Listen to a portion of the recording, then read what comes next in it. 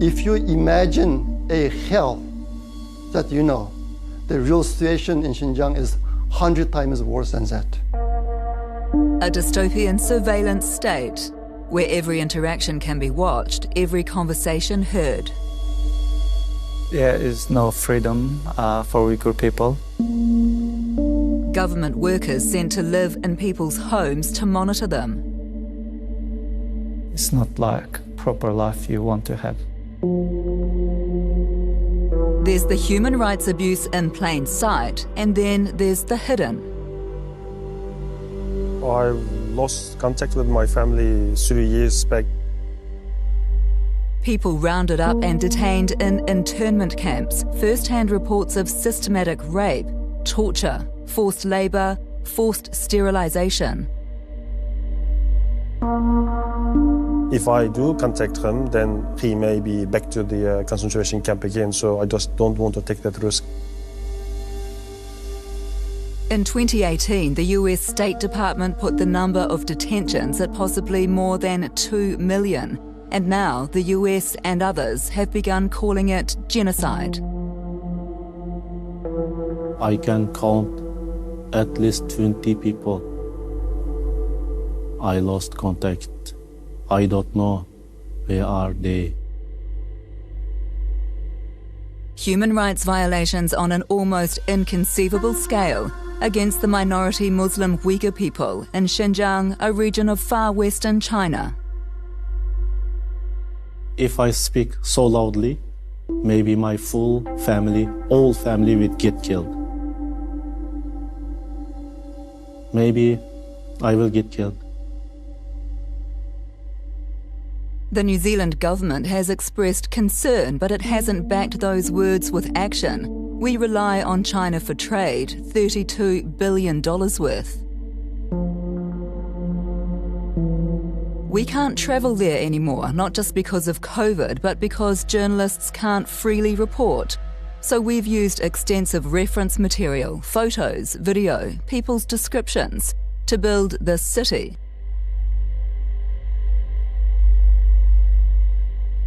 This detention centre. This factory, to give you a sense of what it's like, so we can tell the story of how all of us, including our government, are implicated. China is trying to eradicate the Uyghur people.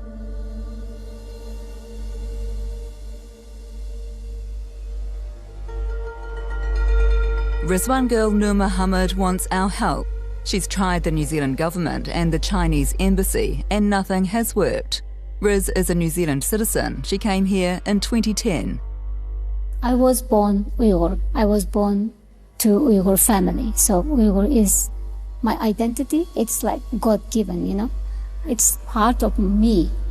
I can never get rid of it, right? Why should I get rid of it? She wants our help because of what's happened to her brother, Maulan Nur Muhammad. It was 2017 and Maulan was working as a fibre network engineer for China Telecom in Bowler City, Xinjiang. He's my youngest brother, the only brother. He's always there, you know. Like especially after I lost my father, he was the one that I always turned to talk to. By 2017, Maulan was a husband and father of a baby boy, but 3 years earlier, he'd been to Turkey to study. At that time, there were a lot of business opportunities that require Turkish language. Which you'd think would be uncontroversial, but it seems this trip to Turkey was enough to anger the CCP, the Chinese government. He was having lunch at a local restaurant during his lunch break from work. A few policemen in civilian clothes, they came to arrest him. They didn't provide any explanation why they are arresting him. He was taken for questioning, and then we expected that he would be freed soon because he has done nothing wrong. What was the charge? The charge was splitting the state, which means secession. But what does that even mean? What was he accused of doing? There has no any official information. And no trial? No trial has provided to justify such imprisonment. What sentence was he given? I really don't want to even mention this sentence because it does not make sense. My brother does not deserve to have such sentence. He's an innocent person. But he was given a sentence. It is 9 years, 19 years, 29 years. It doesn't make big difference for me. It is injustice. It is unfair. It shouldn't happen. Yet it's happening to everyone we meet in the New Zealand Uyghur community. Around 100 Uyghurs live here, and they all have a story of someone who's disappeared, though most are terrified to be seen telling it. Why do you not want us to see your face? I worry that CCP might harm my family. If I speak truth, they retaliate my loved ones on back home. What do you fear that retaliation might look like? They might go into jail or concentration camp or unimaginable torture. Do you feel safe in New Zealand? Not even here, because they have a big influence in New Zealand. They can do anything to your family members. That's why you don't want to show your face? Yes. Just a couple are prepared to take the risk. This is something I have to do. I have to tell the truth. I wish the New Zealanders know, so I am speaking. Which family members are you worried about? All of them. Just I am alone in the free world. My mother signed a form. She is not allowed to contact with me. And your mother signed that form? Yes. Because? She can't say no. Otherwise she will be in jail as well. I am sure she wants to hear my voice, and of course I want to hear her voice as well. But if I call her, and the police will come to her and take her away. One communication you've showed us between you and your mum before she passed away, she's holding up a handwritten note to you. Why did she have to handwrite that and hold it up to you? Why could she not just ask you, tell you? Because there is a monitoring system in WeChat that picks up the keywords. So whatever they say is going to be recorded and used against them. What did she write? She wrote, you must provide all of your information around where you live, where you study, what are you doing in New Zealand to the police as soon as possible. Otherwise, they will lock up your father, your brother, and me. What is the Chinese government doing to your people? They want to wipe us out. This is a type of genocide. What is that like for you to watch from afar? One thing, I get frustrated that so we feel like we're left alone. No one cares about us.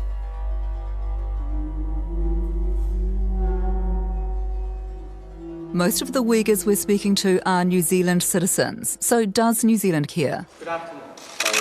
Welcome to China. In 2019, the Prime Minister met with the Chinese President Xi Jinping and Premier Li on an official visit to Beijing. To underline the importance that we place on our relationship with China, it is one of our most important and far-reaching relationships. Saying afterwards that she'd raised the Uyghur issue directly with the President. In 2020, New Zealand joined 38 other countries to criticise China, calling for immediate free access to Xinjiang for international observers.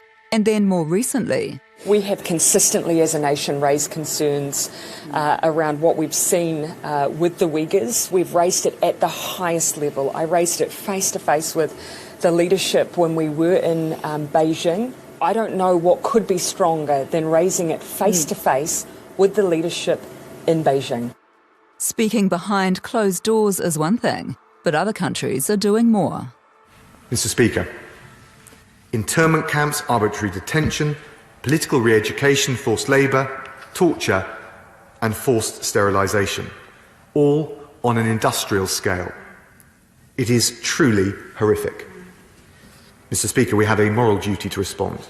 Here in the UK, we must take action to make sure that UK businesses are not part of the supply chains that lead to the gates of the internment camps in Xinjiang. As a committee, we found that genocide in fact is occurring. We also found and recommend that the Government of Canada consider asylum for these people, those who are subject to crimes against humanity. You might think it's easy for the UK and Canada to be critical when they send only around 5% of their exports to China, and we send a quarter of ours. But Australia sends even more of its exports to China than we do, and it's not pulling its punches.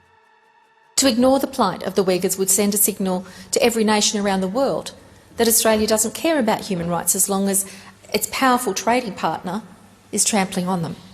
We must speak out against this, and more importantly, we must act. And it has.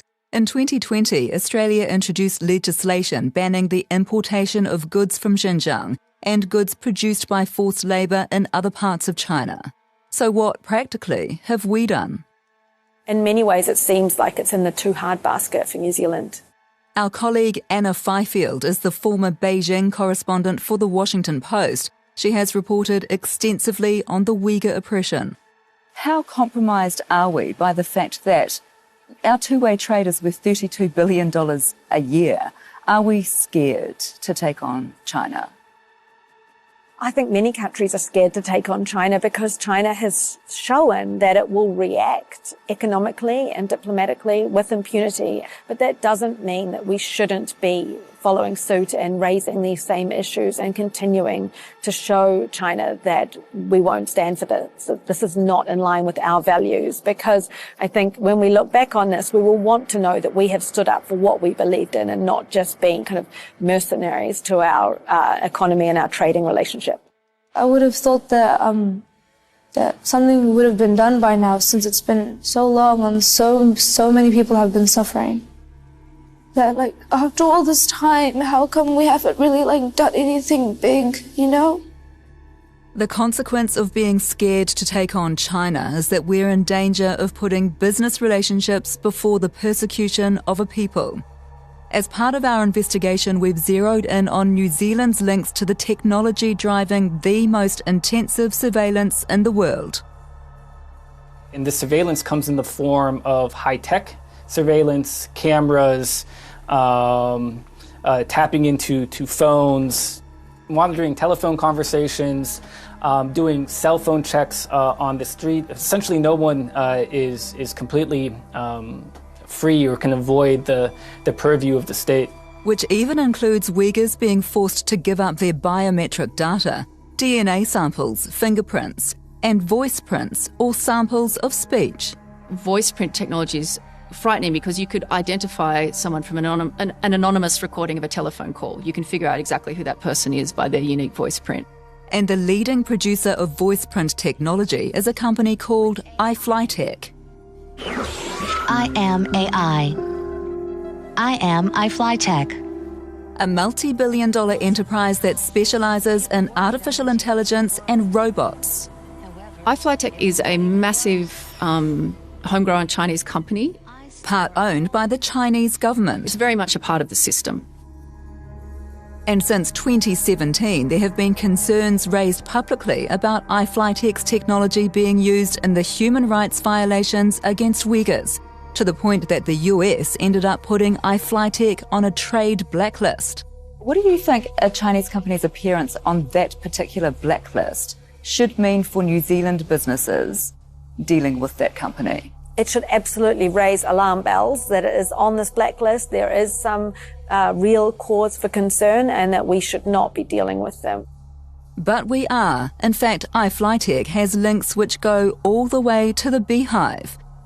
How's that been allowed to happen when it's not hard to find out what else iFlyTech is doing?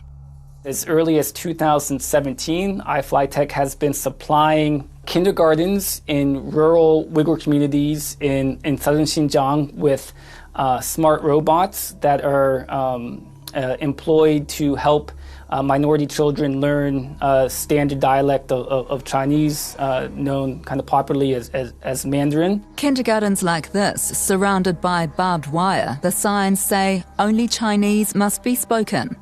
We don't know the circumstances that these young children are under to be placed in these kindergartens. Have they been orphaned? Are their parents forced to work in satellite factories, etc.? So we should be concerned that these robots are being used on very young people, young minority people. The next concern relates to iFlyTech's work in the field of justice. There's endless glowing publicity about iFlyTech's voice recognition technology being used in criminal investigations and trials in provinces across China. This technology is being used for quote-unquote smart courts and smart prosecutions. In other words, that it's conceivable that Uyghurs are being put on trial through computers, and computers that are being programmed by iFlyTech. iFlyTech says itself that the technology will assist with interrogation rooms and reform, which clearly has frightening potential for an ethnic minority being persecuted by the government.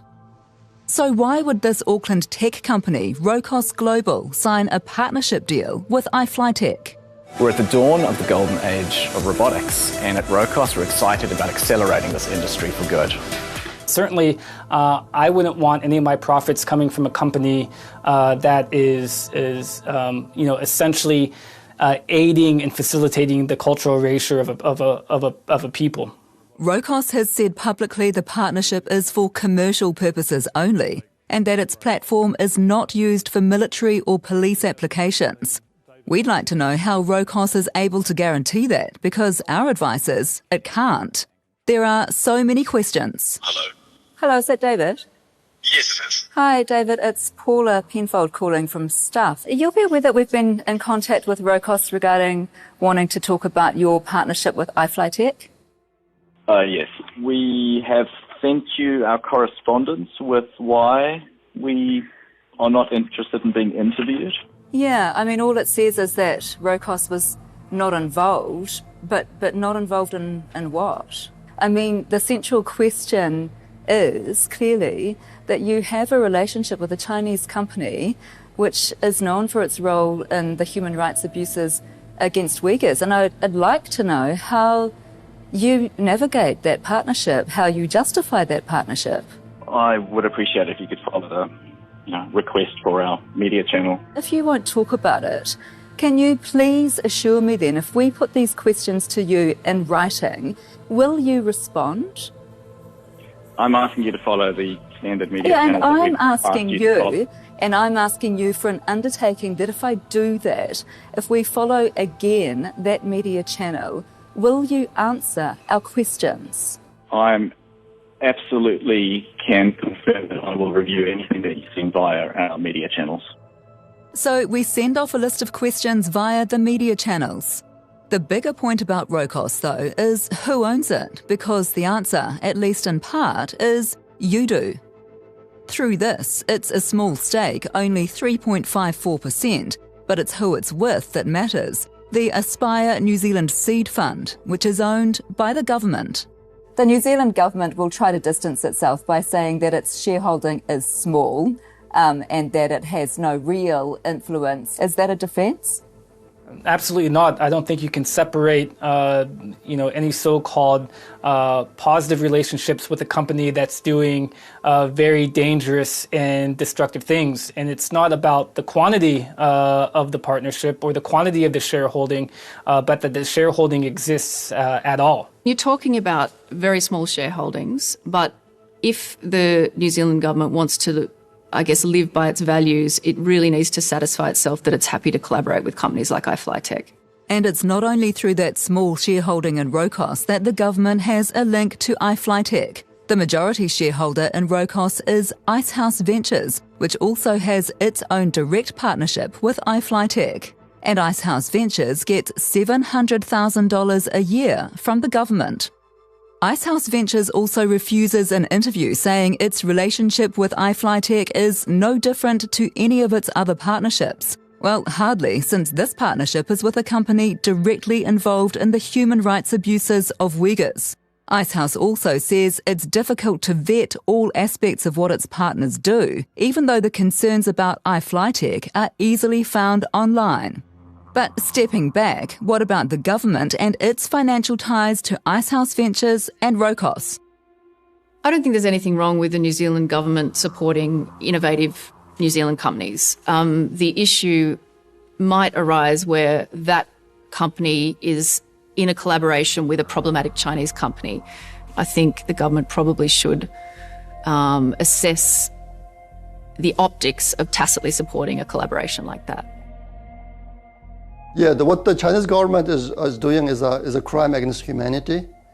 The New Zealand government should not share this activity. You've been here in New Zealand for, nearly half your life now? Yeah. Yeah? What do you, as a New Zealand citizen, what do you want our government to do? I want the New Zealand government to wake up. Yeah, I want the New Zealand government to care. Which seem fair points to make to the government, but just as we're about to do that, this happens. Rocos does a massive 180. It arrives in a very short email, answering none of our questions, but saying Rocos is no longer involved in any projects with iFlyTech, and there are no future projects planned. And then Icehouse Ventures changes tack too, saying its board has requested an investigation into the relationship with iFlyTech. Which is something, but why has it taken our inquiries to force Rocos and Icehouse Ventures to act? And how can the government publicly say it's concerned about China's treatment of Uyghurs, when if you look closely you'll see it is financially linked to two New Zealand entities which happily partnered with a Chinese company directly involved in those very same human rights abuses? For weeks we've been asking for an interview with Foreign Minister Nanaia Mahuta. In her first major speech, she spoke of New Zealand values and said, "We will advocate for ethical investment." So what will the government do about its embarrassing links to iFlyTech? And it's bigger than that. Why is any New Zealand business allowed to profit from partnering with dangerous Chinese companies? But we don't get a chance to ask those questions. Eventually, the minister says no to an interview. We ask why, but she doesn't give a reason. The repression of Uyghurs has been building for decades. Xinjiang is a vast province closer geographically and culturally to Turkic countries than to Beijing. Its location on the Silk Road means it's at the heart of China's strategic Belt and Road Initiative, the bridge to Central Asian, Middle Eastern and European markets.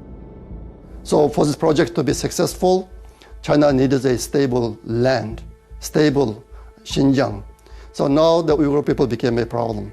They thought Uyghur people is a factor of instability, and what they are doing is a final solution. The mostly Muslim minority of 12 million have lived here for centuries. China calls it Xinjiang, which translates to New Frontier. Uyghurs reject that name because it's no new frontier to them, it's home. They call it East Turkestan, sometimes simply Uyghur land. I think this is the really right name, Uyghur land. Because to remind them, we never give up. We lived there thousands of years, and we built our culture, we built our history, and we lived there generation and generation. And then this happened. Protest escalated into a riot in 2009. 200 people were killed. China blamed Uyghur separatists to justify a brutal crackdown, releasing propaganda videos to support its case. 就是从意识形态方面来肃清这个恐怖主义。这个工作呢，实际上还是一个比较长期的。 What the CCP wants to remove includes praying or having a long beard or wearing a burqa. This person prays 5 times a day, 15 years. This person is a writer, 15 years, just like that. They all got 15 years of sentence. Putting whole population as a target, that this whole population is a terrorist, is completely wrong. They cannot do that. Yet they are. The first reports of mass extrajudicial detention began to emerge in 2017. At first, the Chinese government tried to deny the internment camps existed. It took about a year for the Chinese Communist Party to cobble together a story and a narrative that suggests that these were vocational training centers. So activists and academics began to trawl the internet for evidence, finding the CCP's own documents such as tenders to prove the camps were being built to detain people without any legal process. And the conditions in the detention centers are very, very harsh. They share rooms with up to a dozen other people. They only have one toilet. There are mandatory study sessions, and much of the day is spent viewing kind of de-radicalization films, films about so-called illegal religious practice, and then memorizing patriotic cadences. So these are individuals who are taken out of society but haven't been actually formally charged of a crime, nor have they been convicted of a crime. My younger brother and also my brother-in-law has been detained. There's been no trial? Nothing. Nothing? No. He's a father? He's a father of 3 children. Is he a terrorist? No, he's not a terrorist. A separatist and extremist? No, never. One of them, even in the jail, for 11 years sentences. My big brother. What was the sentence for? What is the charge? I heard says double face. Double face like terrorism? What does that mean?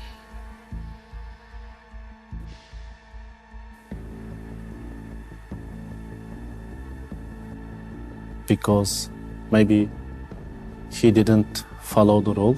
When were you last able to speak with your brother?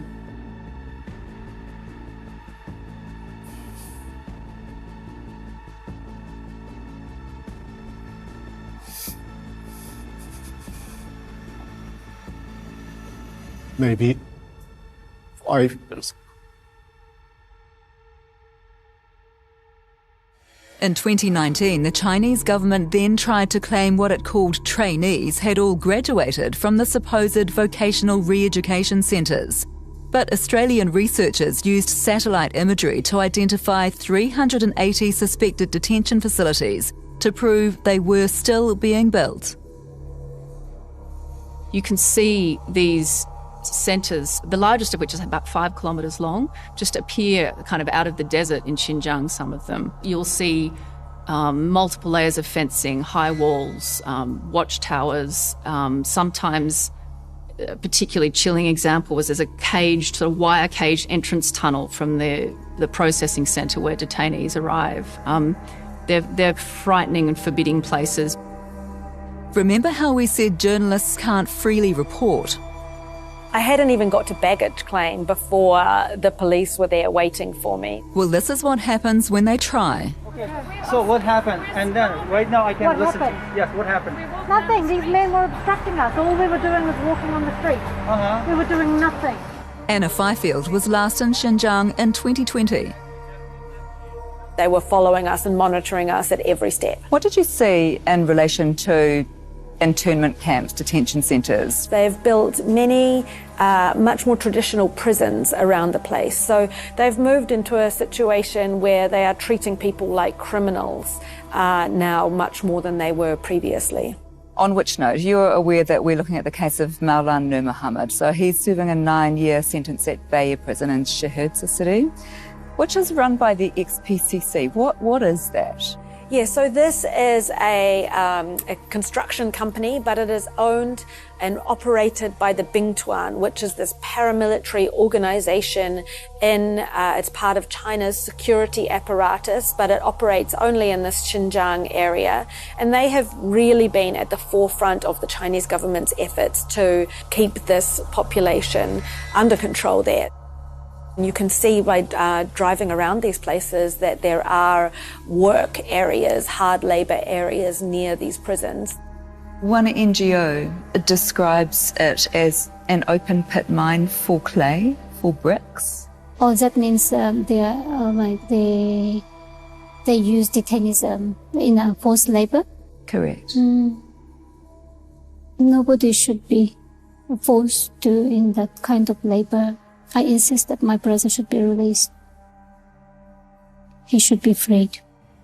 Rizwan girl Nur Muhammad has tried in the past to email the prison but got no response. It's a long shot because there's no phone number publicly available. But with the help of sources and a translator, we finally get a number to try. 亲爱的市民朋友，石河子市正在创建全国文明城市美德。你好。喂，你好。喂，你好。你好，哪位？哎，请问这边是石河子市的北野监狱吗？没有管理和权限。哦，没事。您是说您是需要先核实我的身份是吗？ He said, "I'm sorry, I can't verify your identity, so I can't help you." We keep trying, but he won't pick up again. Riz has also asked the Chinese embassy for answers, but has received nothing. So today, she's trying a direct approach. I'm here to demanding a humanitarian response. From the Chinese consulate? Yes. Okay. And what will you ask for specifically, do you think? If you get to speak to anybody? I will ask to free my brother because he's innocent.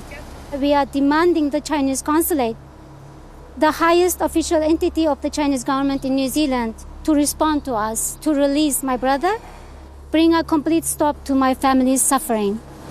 Yeah, but sorry, my dear. They said the consulate doesn't want to talk to you. And that's it. Yes. He doesn't want to talk to us either. He hasn't responded to our request for an interview. Mr. Ron Ping. We'll just follow. But today is a festival in Auckland to celebrate the Chinese New Year, a public opportunity to put questions. We're investigating the case of Mr. Maulana Nur Muhammad, who your embassy is familiar with. He's a Uyghur man who's imprisoned in Bayer prison in Shahidza city. What we want to know is what is the evidence for that conviction against Mr. Nur Muhammad, and we'd like to see the evidence of there being a trial for Mr. Nur Muhammad. I believe the Chinese legal system and is workable, and I think any of the cases can be trialed in a fair process. Good. Yeah. If there has been fair process, can you please provide us with the evidence of that fair process and a transcript of the trial and the evidence of the charge against him that has led to his imprisonment for 9 years? Yes, actually it's not my job.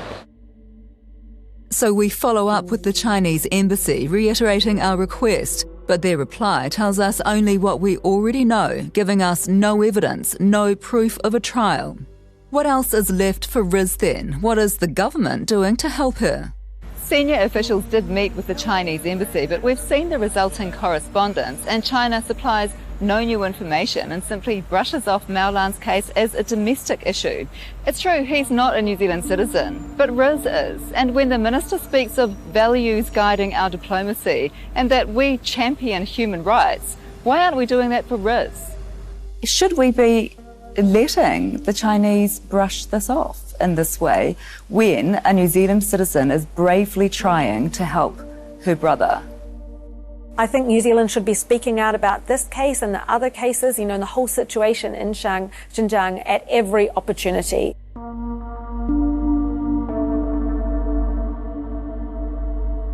What's happening to Uyghurs in Xinjiang is an issue not just for the government, but for all of us. Because there's mounting evidence of forced Uyghur labour in Xinjiang, but also of workers being forcibly moved to factories across China.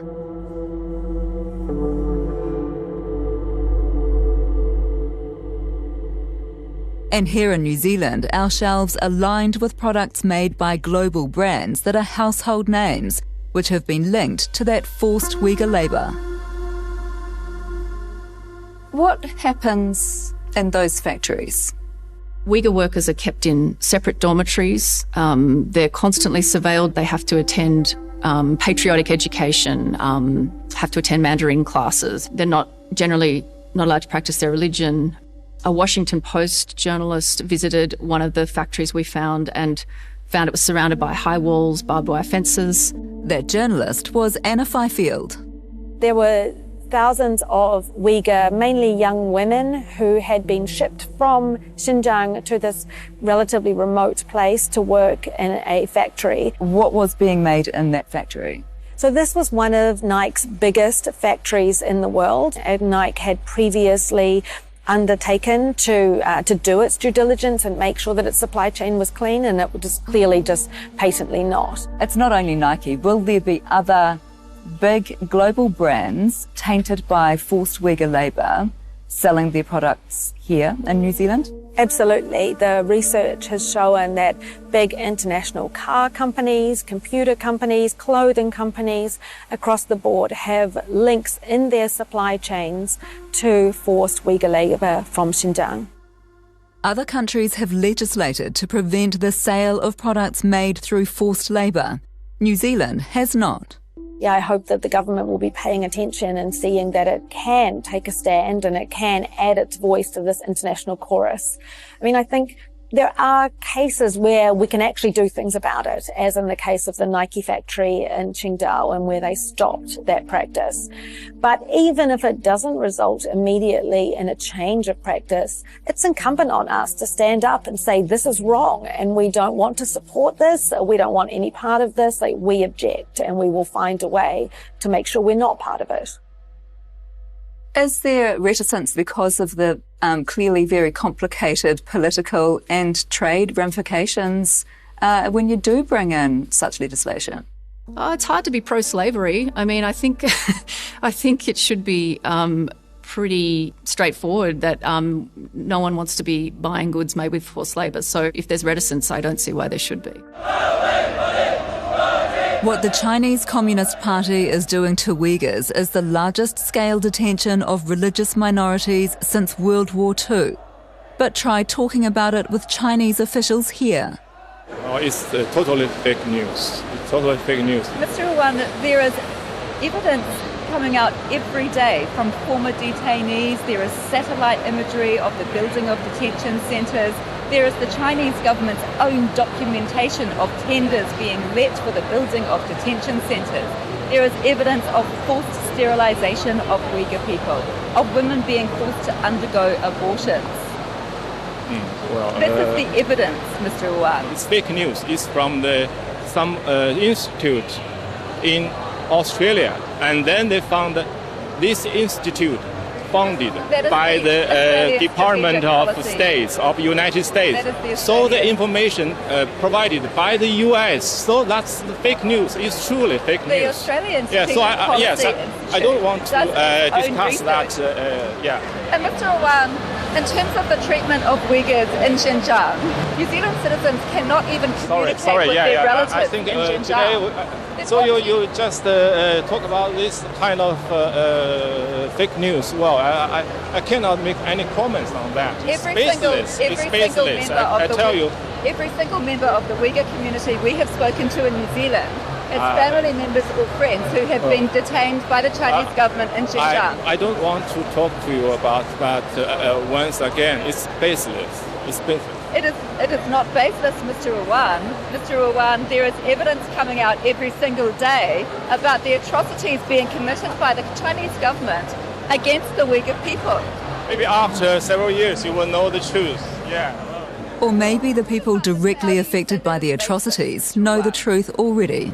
Mr. Awan, is there something that you will say to the members of the Uyghur community in New Zealand? Mr. Awan, is there something you will say to the members of the Uyghur community in New Zealand? I have kind of pretended to be strong. I didn't allow myself to cry for a long time. But I think this kind of stress or anxiety and concern has been going on and on. Now more than 3 years. So I think it's really painful. I want him to be released immediately, and I really want to sit with him and eat with him at the same table. I miss those moments.